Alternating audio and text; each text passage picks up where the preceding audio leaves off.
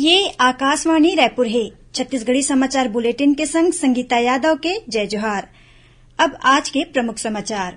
प्रधानमंत्री नरेंद्र मोदी ह कहिन कि योग प्राचीन परंपरा के अमूल्य देन हरय। ओमन लोगन ले योग ला अपन जीवन के अभिन्न अंग बनाए के आग्रह करेन।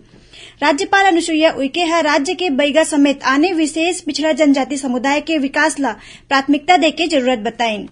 और प्रदेश में त्रिस्तरीय पंचायत के उपचुनाव में नामांकन पत्र के जांच में जनपद सदस्य के 18, सरपंच के 251 और पंच के 544 उम्मीदवार के नामांकन वैध पाए गए हैं। अब समाचार विस्तार ले। प्रधानमंत्री नरेंद्र मोदी हा कहिन कि योग प्राचीन भारतीय परंपरा के अमूल्य देन हराय। ओमन कहिन कि थोड़किन दिन बाद पूरा विश्व योग दिवस मनाही। प्रधानमंत्री हा लोगन ले योग दिवस में बड़का संख्या में भागीदारी और संगे संग योग ला रोजे अपन जीवन के अभिन्न अंग बनाए के आग्रह करेन। ओमन कहिन कि योग ले कतकोन लाभ है। योग हा हमन ला शारीरिक और मानसिक रूप ले सबल बनाथे। 8वां अंतर्राष्ट्रीय योग दिवस 21 जून के मनाए जाही। केंद्र सरकार के आयुष मंत्रालय के निर्देश में ए बखत योगा फॉर ह्यूमैनिटी थीम में अंतर्राष्ट्रीय योग दिवस के आयोजन करे जाही।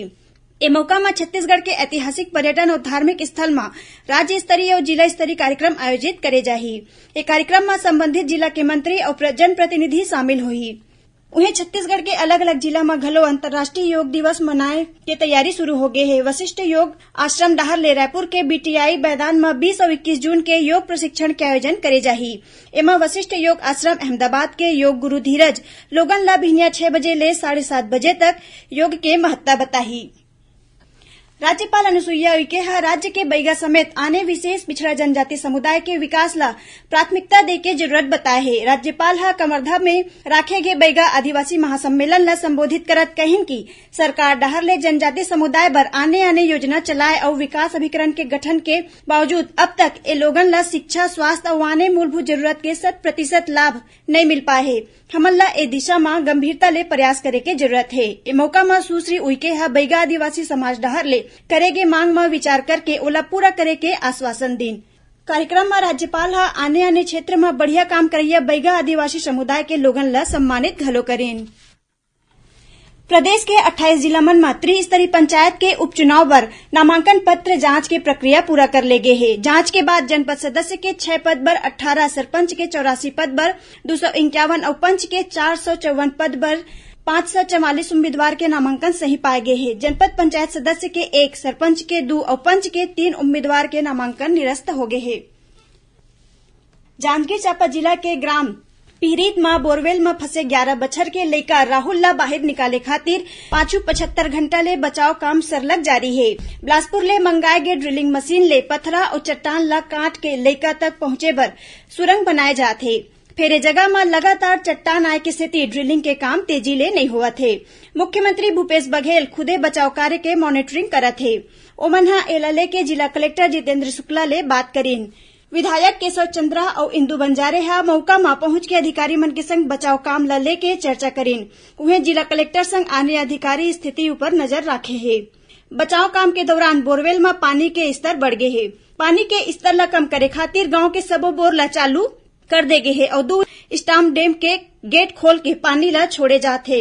एनडीआरएफ के जवान बोरवेल के भीतर वायर डाल के कैमरा के मदद ले लइका के गतिविधि पर नजर रखे है। बोरवेल के भीतर राहुल तीर खाए पिए के सामान घलो पहुंचाए जाते। बताए जाते कि टनल बनाए के काम पूरा करके राहुल तक पहुंचे में अभी कुछ और घंटा के समय लग सकते। छत्तीसगढ़ी समाचार बुलेटिन आप मन आकाशवाणी रायपुर ले सुनत हो। छत्तीसगढ़ के खबर ले है आपकी वास्ता और खबर के विश्वसनीयता ले है हमार वास्ता। आकाशवाणी समाचार रायपुर के प्रादेशिक समाचार बुलेटिन के संगे संग हमार समसामयिक कार्यक्रम आप रेडियो के संग अपन मोबाइल में घलो सुन सकत हो। आकाशवाणी समाचार फेसबुक, ट्विटर और यूट्यूब में घलो हावय। हमार फेसबुक पेज हरे Chhattisgarh news on AIR, Twitter handle CGAIR news और हमार यूट्यूब चैनल हरे छत्तीसगढ़ AIR न्यूज। तो अब रेडियो के संगे संग आपके मोबाइल के माध्यम ले हम आप तक पहुंचत हन।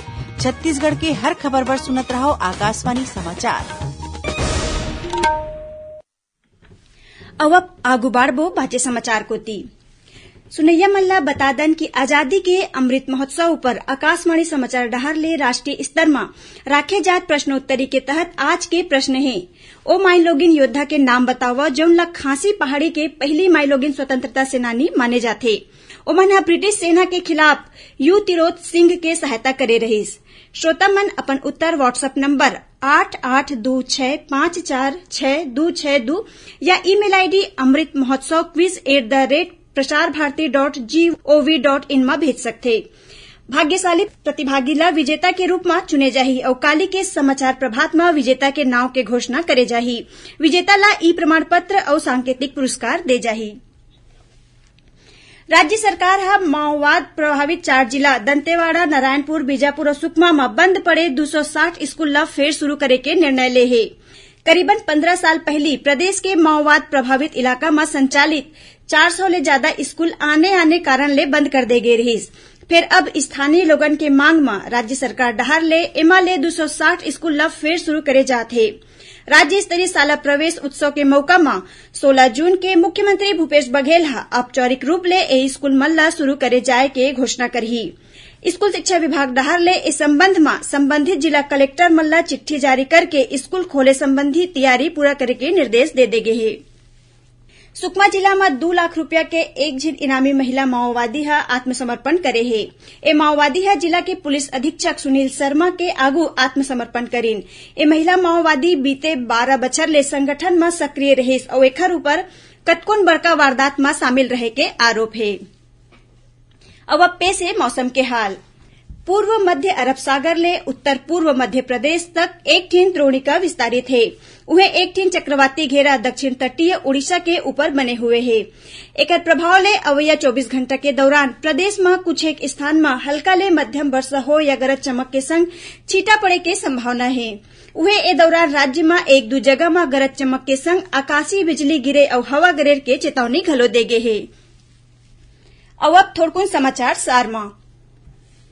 काली कबीर जयंती हराय एखर पहले संझा में विधानसभा अध्यक्ष डॉक्टर चरणदास महंत प्रदेशवासी मन ला कबीर जयंती के शुभकामना दिन है। नेता प्रतिपक्ष धर्मलाल कौशिक 3 दिवसीय सरगुजा संभाग के प्रवास के दौरान यहां आने कार्यक्रम में शामिल हुआ थे। राज्य सरकार जनसंपर्क विभाग और जनसंपर्क संचालनालय के 15 अधिकारी और कर्मचारी मन के तबादला करे है। छत्तीसगढ़ स्वामी विवेकानंद तकनीकी विश्वविद्यालय के कुलानुशासक के सेवा पुस्तिका के संग छेड़छाड़ करके कूट रचना करत ओमन ला नौकरी ले हटाए के मामला में दुर्ग जिला के नेवई पुलिस हेमचंद विश्वविद्यालय के उप कुल सचिव और पंडित रविशंकर शुक्ल विश्वविद्यालय के प्रोफेसर संग आने 4 के खिलाफ मामला दर्ज करे है। मुंबई हावड़ा रेलवे ट्रक ले जात कोयला ले भरे मालगाड़ी के एक ठीन वैगन में बीते रतिया अज्ञात कारण ले आगे लग गई। ए ट्रेन ला भिलाई नगर के रेलवे स्टेशन में खड़े करेगीस। एखर बाद अग्निशमन कर्मी मन के मदद ले तुरते ए आगी ऊपर काबू पा लेगीस। धमतरी में छत्तीसगढ़ किसान यूनियन के सदस्य सोसाइटी मन में खाद उपलब्ध कराए समेत 4 सूत्रीय मांग ला लेके जिला कलेक्टर ला ज्ञापन सौंपिन। गरियाबंद जिला के आमदी गांव ले भालू के शिकार करे के आरोप में 3 जिन लोगन ला गिरफ्तार करे गे है। इखर तीर ले भालू और हिरण के अंग बरामद करे गे है और महासमुंद पुलिस करीबन 25 किलो गांजा के संग 2 जिन आरोपी मन ला गिरफ्तार करे है। ए गांजा उड़ीसा ले लाए जावत रहिस। आखिर में प्रमुख समाचार एक घाव फेर। प्रधानमंत्री नरेंद्र मोदी कहिन की योग प्राचीन भारतीय परंपरा के अमूल्य देन हराय। ओमन लोगन ले योग ला अपन जीवन के अभिन्न अंग बनाए के आग्रह करीन। राज्यपाल अनुसुईया उइके राज्य के बैगा समेत आने विशेष पिछड़ा जनजाति समुदाय के विकास ला प्राथमिकता देके जरूरत बताइन।